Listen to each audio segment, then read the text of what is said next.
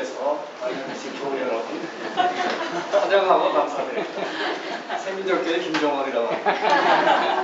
네. 제가 우리 교회 신앙생활 한 20년이 넘었는데 주일 예배에 설교하는 게 오늘 처음입니다.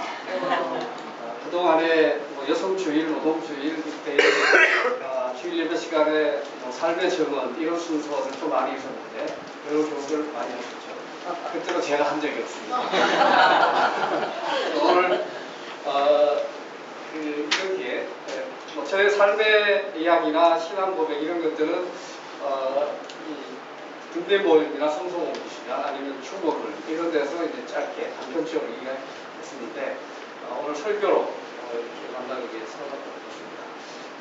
저는 어릴 때부터 이제 교회 장로님들이 주일날 주일 예배 시간에 전에 아침에 공방 공부 지도하시고 또 어떤 때는 수요일날 설교도 하시고 하는 그런 모습을 많이 보았습니다. 지금 생각해 보면 그분들이 얼마나 힘들었을까 그런 생각이 드는데요. 지금 그분들이 이제 그렇게 해온 것이 뭐 공부하나 긍정과 부정 이런 평가를 줄 수 있겠지만 어쨌든 한국교회를 지탱해온 중요한 바탕이 아니었을까 그런 생각입니다. 평신도가 설교할 수 있는가 이런 것에 대해서 많은 물음을 가지고 우리도 많은 이야기를 했습니다. 정의평화기독인연대가 다음 달 교회개혁주의를 맞이해서 평신도 설교로 강당교를 하기로 했는데 그래서 여러 교회 참여 제안을 했습니다. 그런데 진보적인 교단 가운데 오랜 역사를 가진 어떤 교회에 담임 목사님 그 교회는 민주화 투쟁의 선봉에 섰던 교회입니다. 우리 교회하고 가까운 교회는 아닙니다만 그 교회 담임 목사님이 평신도에게 설교하는 권위를 누가 부여할 수 있느냐고 하면서 평신도 설교를 인정할 수 없다. 그래서 자기들을 참여하지 않겠다. 이런 답변을 해왔습니다. 다만 평신도는 간증 형태로는 가능하다. 이런 정도로 답변이 왔는데 좀 당황스럽기도 하고 실망스럽기도 했습니다. 평신도 설교가 모든 하나님의 백성은 사제라고 하는 만인 사제설이라는 것으로 근거해서 이야기할 수 있겠지만 이것으로는 부족하다고 생각합니다. 평신도는 생활 목회자입니다. 다시 말해서 일터나 일상 이런 생활 가운데 예수님의 가르침을 따라서 살고 또 이것을 전파하고 또 함께 하는 사람들을 공동체로 형성해 나가는 그러한 목회자이기도 합니다. 그러기 위해서는 성서를 해석하고 또 메시지를 전하는 역량을 가질 수 있어야 하겠습니다. 모든 평신도들이 이렇게 할 수는 없겠지만 조직교회라면 적어도 장로군 교회 공동체와 권위를 부여한 항종 선출직 평신도들은 생활 목회자로서 이러한 필요한 역량을 가질 필요가 있겠습니다. 그 중에 하나가 설교라고 생각합니다. 공동체 활동이 이렇게 해야만 줄기차게 이어질 수가 있습니다. 평신도들이 이러한 역량이 뒷받침해 주는 것이 이렇게 될 때 그 공동체가 지도자들로부터 신앙의 흔들림이 없는 말씀이 기초한 그런 공동체가 될 수 있을 것이라고 생각합니다. 이렇게 되면 더불어서 성직 목회자인 목사님의 설교 능력과 목회도 더욱더 탄탄하고 성장할 것으로 생각됩니다. 평신도 설교를 하니까 가장 좋아하시는 우리 목사님이 한 달에 한 번씩 해가려고 한국교회 목사님들의 설교 횟수가 너무 많다고 이야기합니다. 주일날 해야죠. 주일 오후 예배 해야죠. 수요 저녁 예배 해야죠. 금요 철야기도 해야죠. 새벽기도 해야죠. 물론 부교역자들이 많은 교회들은 나눠서 하긴 합니다만 설교를 너무 많이 한다고 보통 이야기합니다. 그래서 설교를 줄이는 거예요. 그래서 사실 우리 교회 담임 목사님은 그만큼의 횟수는 안 되지만 그래도 목사님이 여러 가지 고난 현장에 참여하시고 그것을 가지고 메시지를 해석하고 하는 그런 시간을 충분히 드릴 수 있을 때 우리가 담임 목사님으로부터 더 좋은 영적 어떤 바탕 그런 받는다고도 볼 수 있겠습니다. 그렇게 하기 위해서는 목사님의 설교를 평신도들이 들어주는 그러한 자비심이 좀 있으면 좋겠습니다. 저 역시 설교 준비를 하면서 그야말로 공부가 많이 됐습니다. 성서 본문을 계속 읽으면서 그 성서의 저자들이 의도했던 것, 또 그동안 우리들이 공부하고 가졌던 것, 성서학 등을 통해서 가졌던 것, 많이 진보적이지만 과연 또 그런 것인가라는 걸 또 뒤집어 보기도 하고 하는, 그래서 하나님 말씀의 진수를 만끽하는 그런 즐거움이 있습니다. 그래서 선출직뿐만 아니라 적어도 재직모두가 꼭 한 번씩 설교해보는 그런 기회를 가져보시기를 바라겠습니다. 그럴 때 만약 그렇게 하시면 저는 여러분의 신앙 성장을 책임질 수 있습니다. 또 설교 준비 목사님의 도움을 받으면 충분히 다 할 수 있고 그리고 즐겁게 할 수 있습니다. 제가 이제 평신도 설교를 이렇게 좋은 것이다라고 이렇게 좀 이야기를 하고 있지만 저 역시 오늘 평신도 설교를 준비를 하면서 많은 부담이 있었습니다. 그게 준비하는 부담 이런 것도 있지만 한편으로는 이 강단에 선다는 게 한편의 영광이죠. 이 영광스러운 순간을 저에게 영원한 선물로 기쁜 선물로 마련해 주시려면 여러분들은 평소 때보다 기대 수준을 한층 낮춰주시는 것이 저에게 큰 영광이 될 것 같습니다. 저도 그래서 이 설교를 떨면서 하더라도 제 설교 내용이 여러분에게는 영혼의 떨림으로 다가오십니다. 아멘. 오늘 본문은 그 성서 일과대로 우리가 성시교독에서 나왔던 시편부터 출애굽, 빌립보서, 마태 이 본문 네 가지가 이어집니다. 이 네 가지의 공통된 어떤 그 키워드를 제가 권위로 잡았습니다. 오늘 성시교독에서 나왔던 시편 본문에 보면 겸손과 겸비라는 말이 나오고요. 그리고 출애굽의 본문에서는 지도자들의 모습과 그거의 지도자들이 불평하는 탈출한 히브리 민족의 모습이 동시에 나옵니다.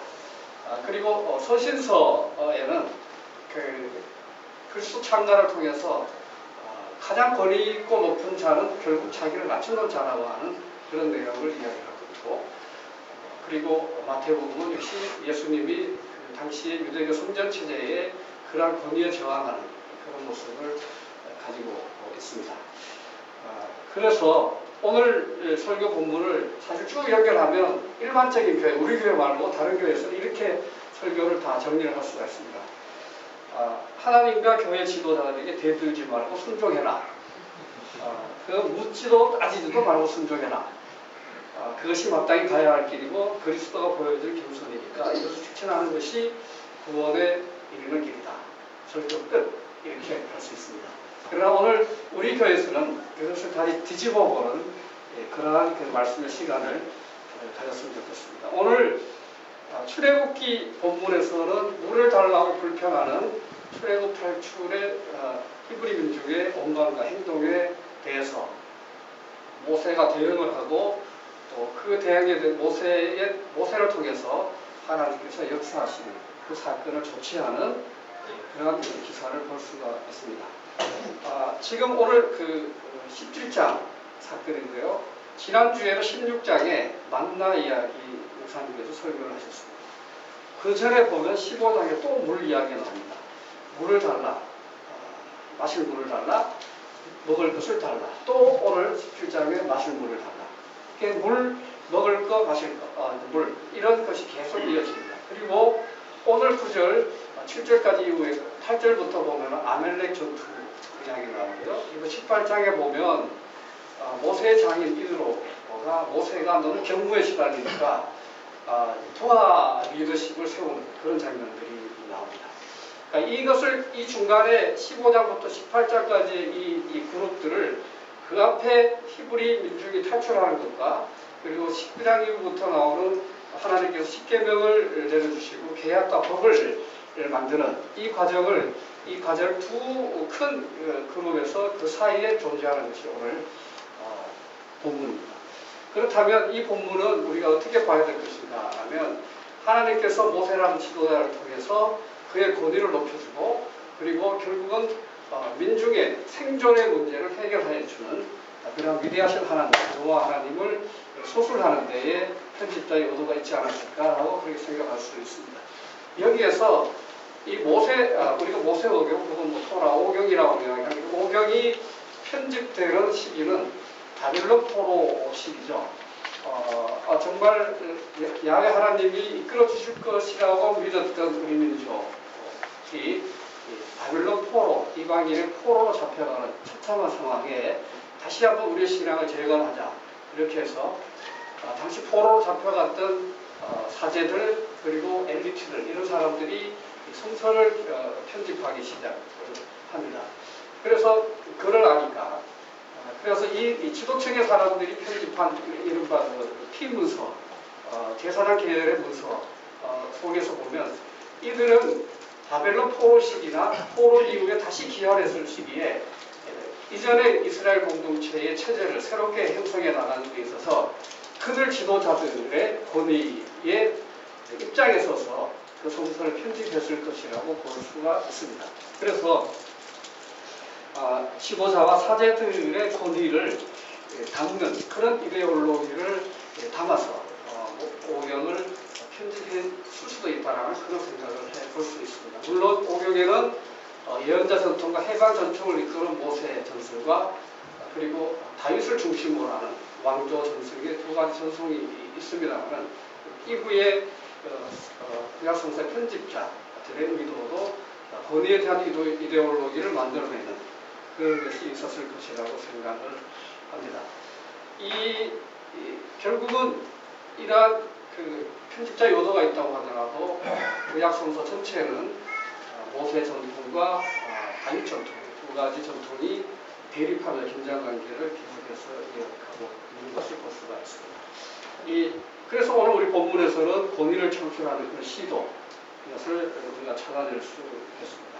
그렇지만 전체적으로 보면 이러한 권위, 그러니까 탈출한 히브리 민족이 마실 물이 없어서 물을 달라, 먹을 것이 없어서 먹을 것을 달라, 또 물을 달라 이렇게 하는 것은 결국은 지도자, 모세에 대해서 자꾸만 요구하고 불평을 하는 것입니다.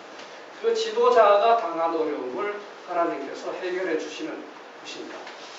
그러한 그 민중의 불평 그리고 지도자의 대응 이러한 과정을 통해서 이스라엘 역사가 이스라엘 공동체가 건설되고 쭉 이어오고 고난도 받고 그런 것을 성서는 보여준다고 생각합니다. 그런데 이렇게 해서 이제 구약의 전통이 신약으로 넘어가서 유대교 일반이 가진 이런 권위 시스템과 이데올로기가 계속해서 그 사회에 온전하고 있는데 예수 시대의 예수님은 그러한 시스템을 하나씩 거부하고 뒤집어 엎는 그런 모습을 오늘 본문에서 볼 수가 있습니다. 예수는 하나님이 히브리 민족을 해방시키고 공동체를 이루게 한 장대한 역사의 본래의 가르침, 야훼 하나님의 가르침을 실천하려고 했던 사람입니다. 그 실천의 핵심적인 행동이 권위를 해체하는 것이라고 저는 보았습니다. 오늘 본문 마태복음 21장에 보면 이게 예수의 고난 논쟁이라고 일반적으로 이야기하는데 우리가 본 세번역 또는 개역 성경에서는 권위라고 표현되어 있고요. 공동 번역에서는 고난으로 되어 있습니다. 영어 성경에는 전부 다 세 가지를 찾아봤더니 authority로 표현하고 있고 일본어 성경에도 권위라고 되어 있습니다. 오늘 본문에는 권위, 권한 이런 것을 사전적으로 구분하고 정리하고 하는 것은 하지 않고 혼동해서 쓰겠습니다. 복음서 오늘 본문에서는 권위에 대한 문제를 정면으로 제기합니다. 구약 성서의 편집자들의 후예인 유대인들의 사이에서 나타난 예수의 기록, 예수의 삶의 기록을 기술하는 여러 가지 공동체들, 이 공동체들과 긴장 관계에 있었던 원로 지도자들과 사제들에 대해서 예수님이 한판 논쟁을 벌이는 그런 모습이 나오는 것입니다. 그 사제들과 원로 지도자들은 예수님한테 당신이 무슨 권한이 있다고 이와 같은 활동을 하는 것이냐라고 문제 제기를 합니다. 강력한 문제 제기입니다.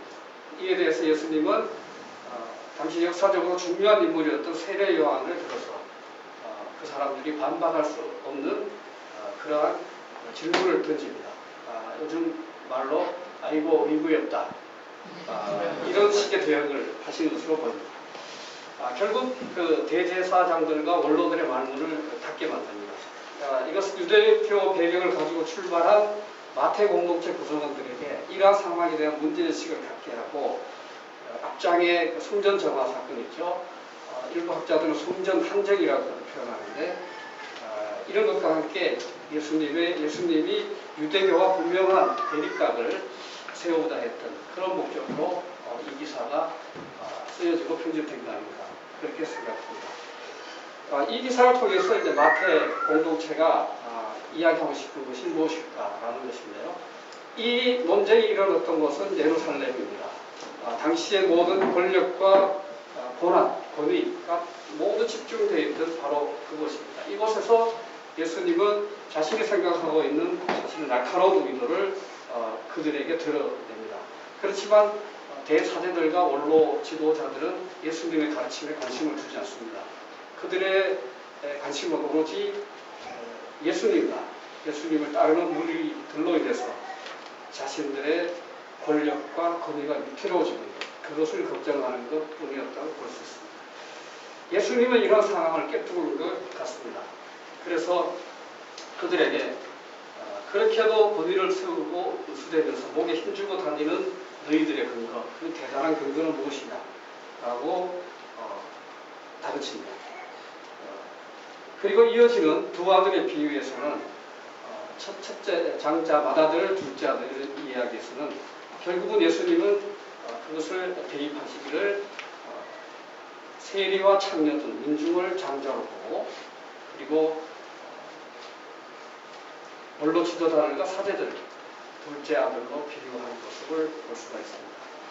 다시 말해서 아버지의 말을 결국 실행한 민중, 그리고 세례 요한이 가르친 옳은 길을 믿고 따르는 세리와 창녀들과 같은 민중이 하나님의 나라에 들어갈 구원받을 사람들이고 이들이 하나님께서 애초에 계획한 것이다. 그들이야말로 첫째다라는 그런 선포, 그런 규정입니다. 이것은 엄청난 뒤집음이라고 볼 수가 있습니다. 그래서 결국은 예수님은 유대 지배계층의 눈의 가시가 되고 처단되어야 될 인물로 되고 맙니다.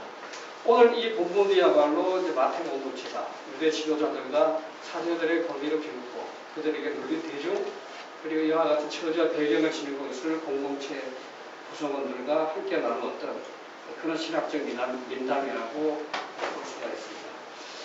군대 이야기 하나 하면요. 군대에서 축구한 이야기가 나는데 어제 제가 군대에 다녀왔습니다. 찬이 부대에서 요즘 하도 군대가 문제가 많이 생기니까 부모들 안심시키려고 가족 초청 부대 방문 행사를 하루 종일 했습니다. 그래서 와서 뭐 외출도 나가게 하고 외박도 나가게 하고 그랬는데 부대의 그 상황을 보니까 그 부대 막사라든가 내부관 이런 거는 30년 전에 제가 강원도 양곡골짜기에서 군대 생활을 했을 때 막사나 시설이 거의 비슷합니다. 에어컨 하나 이렇게 최신형으로 있는 것 외에는 정말 비슷한 그런 상황이었어요. 그래서 가족들을 소개하고 인사할 때 내가 세금 많이 냈는데 그 많은 국방비 어디다 쓰고 이 모양이다. 그렇게 좀 이야기를 했는데 그렇지만 그 분위기가 정말 다르다. 그러니까 억압적이고 권위에 완전히 맹목적으로 복종하는 그런 모습이 없었습니다. 상상할 수 없을 정도로 자유롭고 그런 것. 저 도대체 왜 그런가? 이 지휘관들이 괜히 억압적으로 다루고 기합주고 이러다가 자기가 벌 받을까봐 그거 무서워서 그런 것인가 하는 그런 생각도 듭니다만 이 고참 졸병, 지휘관과 사병 이런 관계들이 좀 수스럼 없이 이어지고요. 그런 것을 보았습니다. 그래서 지휘관들이 권위를 내려놓은 것인지 상당히 좀 다시 한번 생각해보는 그런 기회가 됐습니다. 그래서 이렇게 군대가 좀 부드럽게 되고 평화롭게 되면 세상도 좀 그렇게 될 수 있겠구나. 그리고 남북 간의 긴장도 완화가 되고 평화와 통일을 앞당기는 그런 모습을 군대가 좀 평화로워지는 여부가 그것도 가능하지 않을까. 좀 빨리 당겨지는 그런 요인이 되지 않을까. 그런 생각을 했습니다. 지난주 JTBC 손석희가 뉴스 오픈 이벤트에서 이렇게 얘기했습니다. 세월호 얘기 지겨우십니까? 지겹다는 분들도 계시거든요. 충분히 이해할 수 있습니다. 그러나 분명한 것은 아직도 왜? 라고 하는 질문이 넘친다는 것입니다. 사실 우리는 이 회가 왜 침몰을 했는지도 아직도 모르고 있습니다. 오늘이 벌써 162일째인데도 말이죠. 지겨워도 즉시 해야 될 이유가 여기에 있다고 믿습니다. 이렇게 이야기합니다. 그리고 그 무렵에 야당의 한 국회의원이 대통령이 연애했다는 말은 거짓말, 이 말을 했었죠. 그러고 난 다음에 이어서 대통령이 한마디 합니다. 국민을 대표하는 대통령에 대한 모독적인 발언이 도를 넘고 있다. 이것은 국민에 대한 모독이기도 하고 국가 위상 추락에 영향을 미칠 수 있는 이런 이야기를 합니다. 세월호 구조의 골든타임을 놓치게 된 그 결정적인 시간 동안에 대통령의 행적을 밝히라고 하는 그런 요구, 나아가서 세월호 사건의 모든 진상 규명 요구에 대한 대통령의 답이 이렇게 돌아왔습니다. 대통령 권위에 대한 중대한 도전이고 모독이라고 부르는 것입니다. 세월호 특별법 논의가 진전되지 않은 그 원인을 알 수가 있는 것 같습니다. 사실 대통령 모독에 관한 박근혜 정권이 꾸린 한나라당이 노무현 정부 때 했던 일을 돌아보면 대통령 모독의 진수를 그때 보게 됩니다. 오 대통령과 개구리의 닮은 점, 노무현 내의 문제, 노무현 대통령 외교는 등신 외교, 그놈의 노무현 때문에 참 쪽팔리다, 노무현 정신 상태가 올바르지 않는, 이 정도로 돼야 대통령 모독이라고 할 수 있죠. 이렇게 욕먹고 모독받는 일이 일상이었던 모 대통령은 이런 말을 합니다. 대통령을 욕하는 것은 민주사회에서 주권을 가진 시민의 당연한 권리다. 대통령을 욕하는 것으로 주권자가 스트레스를 해소할 수 있다면 저는 기쁜 마음으로 들을 수 있습니다. 이럽니다.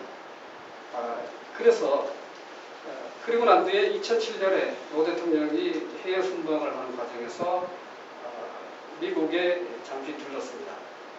그때 이제 박연차 씨로부터 100만 달러를 받아서 아들 건호 씨한테 거기에서 잠시 전해줬다. 이런 뉴스가 그 2년 뒤에 중앙일보가 보도했습니다. 그래서 그 대통령의 16시간의 공백 의혹 이러면서 중앙일보가 보도를 했죠. 그때 바로 당시에 천호선 홍보수석이 시애틀의 23시간이라는 제목으로 대통령의 당시 일정을 시간대별로 자세하게 설명한 보도자료를 냅니다. 이렇게 대통령이 받는 욕과 모독 그리고 의혹의 시간을 밝히는 것에 대해서 한쪽의 어떤 대통령은 그것이 시민의 권리이고 시민의 정신 건강에 좋다고 이렇게 생각하는 반면에 한쪽의 대통령은 그것을 대통령에 대한 모독, 대통령 권리에 대한 도전으로 받아들입니다. 노무현에게는 그것이 권리이고 박근혜에게는 모독으로 이렇게 오는 것입니다. 지금도 박 대통령은 사랑하는 가족을 잃고 고통과 슬픔 가운데 있는 가장 작은 사람들인 유가족에게 아무 말도 하고 있지 않습니다. 이것이야말로 바로 고통 가운데 있는 사람들에 대한 모독이라고 할 수 있을 것입니다.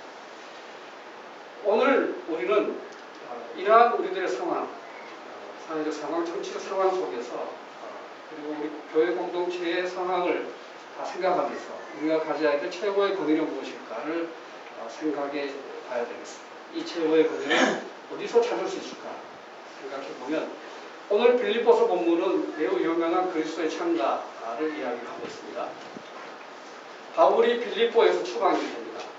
그리고 그 뒤에 자신에게 들려오는 소식이 자기도 이루지 못했던 빌립보에 있을 때 이루지 못했던 그리스도 공동체가 현지에 있는 이방인 그리스도인에 의해서 생겨나고 또 그것이 성장하고 있다는 소식을 들으면서 자신이 예전에 거기서 정말 자만에 가득 차서 사역하고 활동하던 그때를 성찰을 합니다. 그래서 나오면서 하는 것이 그때 성찰의 핵심이 하나님의 겸손이라는 것을 그리스도 창가에서 고백하게 되는 것입니다.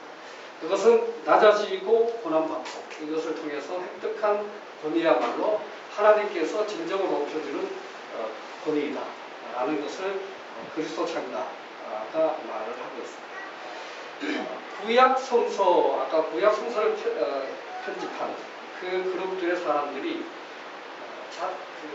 하나님을 통해서 신을 통해서 지배계 자신들의 권위를 확대한 것이라고 했다면 예수님의 가르침을 따르는 것을 추구했던 예수 공동체, 서신서 공동체, 이러한 그 공동체들은 야훼 하나님을 회복하고 민중을 억압하는 대표 시스템, 성정들이 이런 것들을 해체하는 그러한 주장을 했던 것입니다.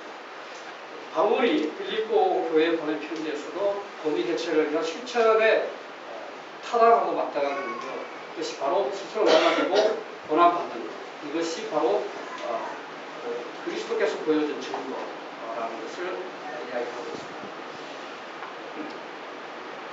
오늘 성찰과 전체 본문은 한마디로 요약을 하면 권위를 세우려는 사람들과 그 권위에 저항하는 그 사이의 접점, 이것을 우리가 살펴보게 됩니다. 우리 삶의 현장에서 그리고 정치와 사회 현실에서 또한 교회 공동체의 권위에 대해서 우리가 다시 한번 살펴보고 그 권위를 서로 바꾸고 역전시키는 그러한 사고의 발상이 필요할 것이라고 생각합니다. 정말 가난하고 고통받는 사람들이 가지는 권위, 세대와 청년들이 하나님 나라에 들어갈 수 있는 그런 권한, 이런 것을 회복할 수 있는 진정한 하나님 나라 운동 공동체의 권위를 세우는 것이 우리에게 주어진 역할이라고 생각합니다. 세월호 희생자 가족들이 치유되고 그들이 일상으로 온전하게 돌아오고 그러면 피해자로서의 권위를 존중해야 하겠습니다. 이것은 대통령이 주는 것도 아니고 국회가 협상해서 주는 것도 아닙니다. 피해자 가족들에게는 진실과 진상을 알아야 할 만한 마땅한 권한이 있고 거기에 책임이 있는 사람과 그 조직 기관이 무엇인지 분명하게 알고 그것에 대해서 어떤 조치를 해야 하는지 명백하게 규명받을 권한이 그들에게 있습니다. 그런데 이것을 가로막고 왜곡하거나 비난할 만한 권한을 가진 사람은 아무도 없다고 생각합니다. 그런데 우리는 지금 어떻습니까? 이러한 권한과 권위가 무시되고 모욕당하는 상황을 접하고 있습니다. 오히려 세월호 사건에 책임 있는 자들이 그들이 가지고 있는 막대한 권한을 바탕으로 자신들의 권력과 권위를 지키기 위해 온갖 방해를 하고 있는 것이 아닙니다. 이것은 권위를 지키려는 사람들과 그 권위에 저항하는 사람들 사이에 치열한 접점이 폭발적으로 일어나고 있는 그런 상황이고 우리가 이러한 상황에 깊은 속뜻을 찾아보는 방법이기도 합니다. 이러한 상황에서 우리의 신앙과 실천은 어떤 방향과 좌표를 가져야 하겠습니까? 먼저 우리 공동체를 돌아보면 혹시 우리 안에 목사의 권위, 장로의 권한, 그리고 나이 많은 사람들의 권위, 나이 어린 사람들의 권리, 또 서로 공동체 주변에 있다고 하는 해서 마땅히 받아야 되겠다고 하는 권리, 이런 권리, 권한, 권위, 이런 것들만 우리가 생각하고 있는 것은 아니죠. 그래서 우리는 각자에게 아무런 권위가 없다고 이제 생각해 보면 좋겠습니다. 오로지 지금 슬퍼하는 사람들, 지금 우는 사람들, 지금 고통받는 사람들에게 있는 그 사람들이 하나님의 위로를 받을 권한, 그리고 그들과 우리가 함께 하나님 나라의 주인이 될 권한만을 생각할 필요가 있겠습니다. 그래서 우리 세민족 공동체는 같은 생각을 품고 같은 사랑을 가지고 뜻을 합하여 한마음이 되어서 하나님 나라 운동의 전진기지, 야전병원이 되어야 하겠습니다. 야전병원은 전투가 벌어지고 있는 현장에 있어야 합니다. 이 현장은 우리의 가정과 일터일 수도 있고 또 밀양과 청도에서 성전탑 반대 싸움을 하고 있는 그분들일 수도 있고 쌍차 노동자들, 4대강